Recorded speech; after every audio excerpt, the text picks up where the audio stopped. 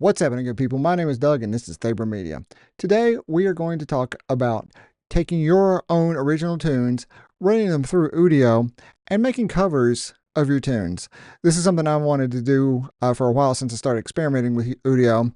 Now, you can't really make covers. You can't program in the chord progressions and change it, chord changes, tempos, key signatures, stuff like that. You cannot do that right now.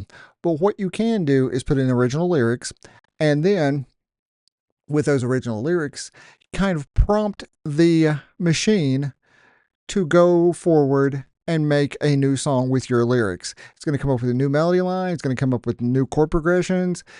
It's going to get really interesting really quick. It's going to be fun. It's going to be goofy. It's going to be silly. We're going to jump into it. I'm going to show you some stuff that I did. Let's go.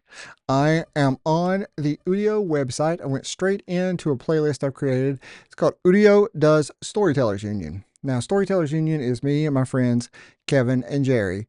They are a married couple that we've all been friends, gosh, since high school and playing in bands together.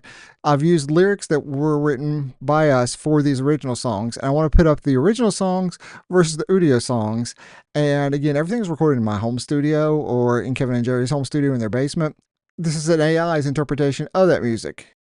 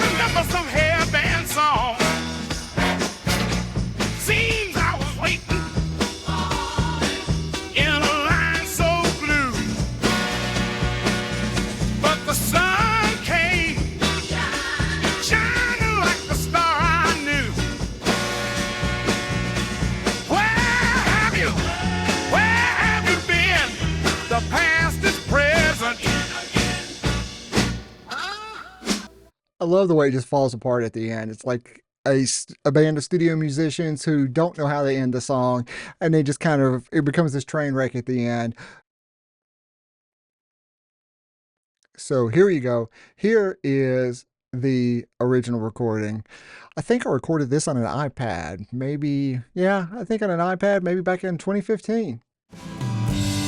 Old denim jacket, bag, found back of the closet.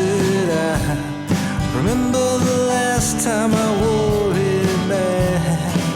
I remember some hairband songs. All right, there you go. Two completely different versions, same song, miles apart, almost a decade apart at this point with the covers, although this Udio cover seems to have came straight out of the 1960s. I think he even named it something like that. That's it for this video.